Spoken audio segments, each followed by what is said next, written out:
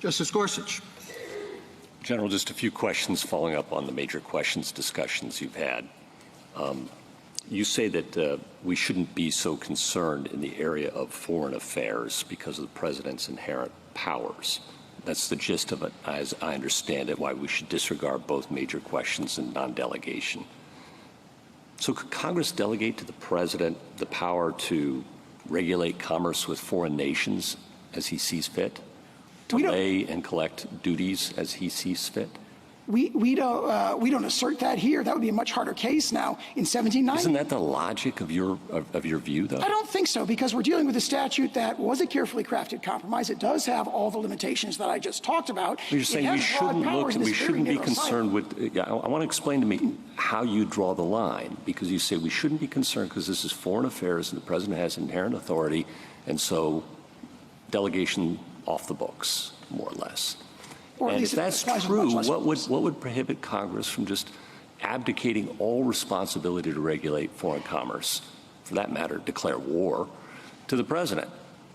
We don't contend that he could do that. If it did, why not? Well, because we're dealing with a statute, again, that has a whole series I'm not asking about the statute. General, I'm not asking about the statute. I'm asking for your theory of the Constitution and why the major questions and non-delegation, what bite it would have in that case. Yes, I would say by then you would move from the area where there's enormous deference to the president, actually both the political branches, where here there's inherent authority, and piled on top of that there's a broad delegation. You're saying there's inherent authority in foreign affairs, all foreign affairs. So regulate commerce, duties and tariffs and war.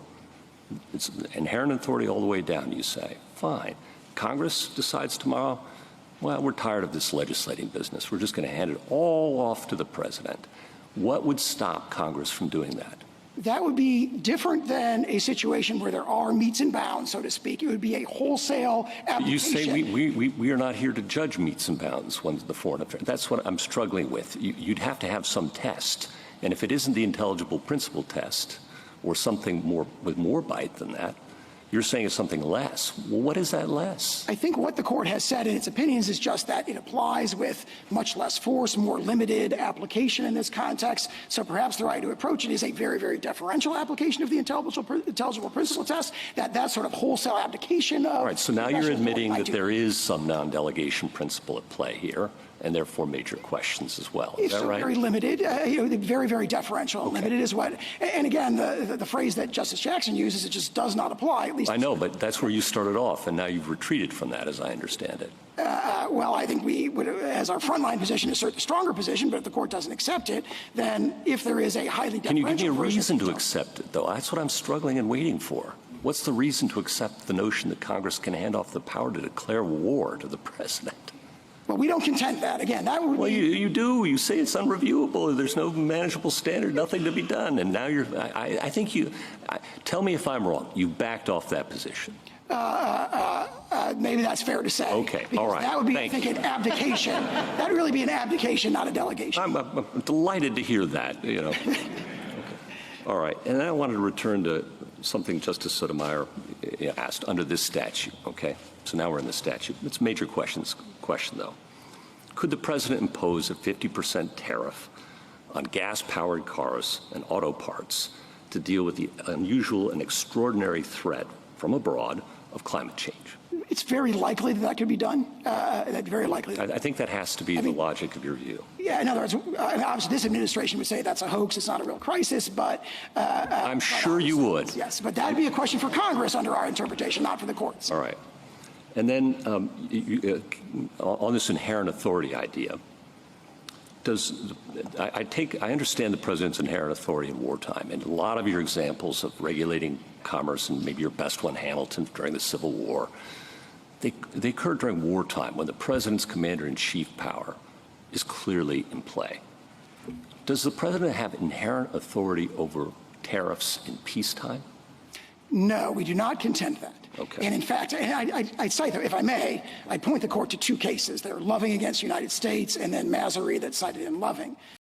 And counsel, Algonquin wasn't a textualist opinion. Do you agree with that? In other words, the analysis that the court was using there was really keyed to the legislative history of that statute, and it wasn't as though we were doing an interpretation of the word adjust. I disagree with that. I think you read the opinion, first it talks about plain meaning, then it talks about statutory context, and then it goes on to legislative history, so it was all three of those. And the conclusion it came to, it directly addressed and rejected the argument that the D.C. Circuit had accepted in that case, which is that when Congress wants to delegate the authority to tariff, it uses a consistently explicit and well-defined approach, which is to use these magic words, tariff, tax, impost, and so forth. All right, let me No, Congress is not bound to use that particular formulation when it wants to confer this power. Let me ask you about the premise of your argument, which you sort of started at the beginning saying that one would expect for Congress to give the president a broad leeway in this kind of foreign affairs context. And I guess I'm wondering whether you also don't have to contend with the actual purpose of IEPA in making this argument, because as I understand it, that the IEPA was designed and intended to limit presidential authority, that Congress was concerned about how presidents had been using the authority under the predecessor's statute, TWIA, and it's pretty clear that Congress was trying to constrain the emergency powers of the president in IEPA. So it seems a little inconsistent to say that we have to interpret a statute that was designed to constrain presidential authority, consistent with an understanding that Congress wanted the president to have essentially unlimited authority. I disagree with that, because what Congress actually did as— What part do you disagree with? I'm sorry. Well, I disagree with the notion that they were trying to constrain the breadth of the actions the president may take when it comes to this particularly narrow domain, which is, various regulations of transactions. But how can you disagree with that? I mean, the history is what it is. Because they made a series of changes to IEPA that relate to the triggering conditions, so to speak, and the procedures that apply, but they did not change the language. Right, but what was the intent of Congress in changing the language? Wasn't it to constrain presidential authority in this area? To constrain it in the triggering conditions and the procedures that apply in this— So those are the triggering context. The triggering conditions and procedures that apply are a means to constrain. That is how they went around about constraining. But my point is that Congress enacted this legislation with the intent of preventing the president from having unlimited powers in this area, and you're asking us to now interpret that statute consistent with an understanding that Congress wanted to allow the president to do pretty much whatever he wanted in this area. Congress took the language from TWIA and enacted the very same language, and most importantly here, the very same phrase, regulate importation, in IEPA. And therefore, the natural inference is Congress did not intend to change the scope of authority, the powers, the tools the president can exercise. Did any president under TWIA use that language to impose tariffs? Well, yes, President Nixon's 1971 tariffs. Not a tariff. That wasn't a tariff. It was a licensing agreement during wartime. It was a— But I mean, and I think this is a question for the other side as well. It's two-facing. Yes, of course, tariffs in dealings with foreign powers, but the vehicle is imposition of taxes on Americans, and that has always been the core power of Congress. So to have the president's foreign affairs power trump that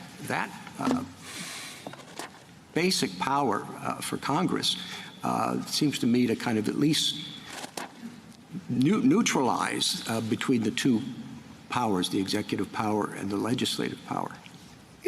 Let me say two things in response to that. First, the notion that the taxes are all borne by Americans and are not borne by foreign producers whose goods are imported is empirically, there's no basis for that in the record. It's actually a mix. Well, who pays the tariffs? If a tariff is imposed on automobiles, who pays them? Typically there'd be regardless of who the importer of record is, there'd be a contract that would go along the sort of line of transfer that would allocate the tariff, and there'd be different. Sometimes the foreign producer would pay them. Sometimes the importer would bear the cost. The importer could be an American, could be a foreign company. A lot of times it's a wholly owned American subsidiary of a foreign corporation. So it gets allocated. The empirical estimates range from like 30% to 80% of like how much is borne by American it's citizens. been suggested that the tariffs are responsible for significant reduction in our deficit. I would say that's raising revenue domestically. I want to make this clear. I think the Supreme Court is definitely going against Trump. They are losing this case. 100%. The three liberal judges, like, look, tariff policy isn't always strictly left. Like, there have been left-wingers that have been more pro-tariff, right-wingers that have been more pro-tariff, left-wingers that have been more anti-tariff, right-wingers that have been more anti-tariff. This is not a strict left-right dichotomy. But in this case, the three liberal judges, I think both on the sense that they don't like the policy, they also don't like how Trump implemented it. It's too dictatorial. Trump does have the power because Congress, like a coward, just kind of surrendered its power on the tariff question.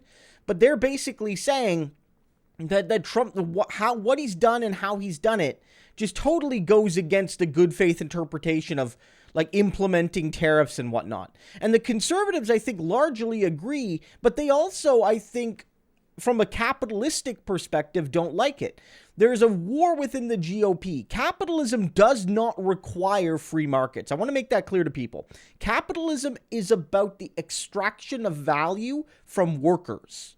A capitalist, what makes a capitalist is not that they sell something. It's that they make money by having other people do work for them, stealing a little bit of their labor value and multiplying that. They pay you, $10 an hour.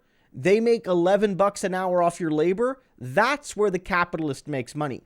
But trade existed before capitalism. Trades existed for thousands of years, right? And so some capitalists do love trade. And the Reagan wing of the Republican Party, say what you will about them, did not like tariffs, especially tariffs like this. And a lot of these conservative judges are probably more influenced by Reagan than they are Trump. They might lean MAGA, but they're more influenced by Ronald Reagan's vision for the world than Donald Trump's vision. Look how old most of them are. The youngest one of them is still in her Coney Barrett is late 40s, early 50s. They're all old people, and they're more Reaganite.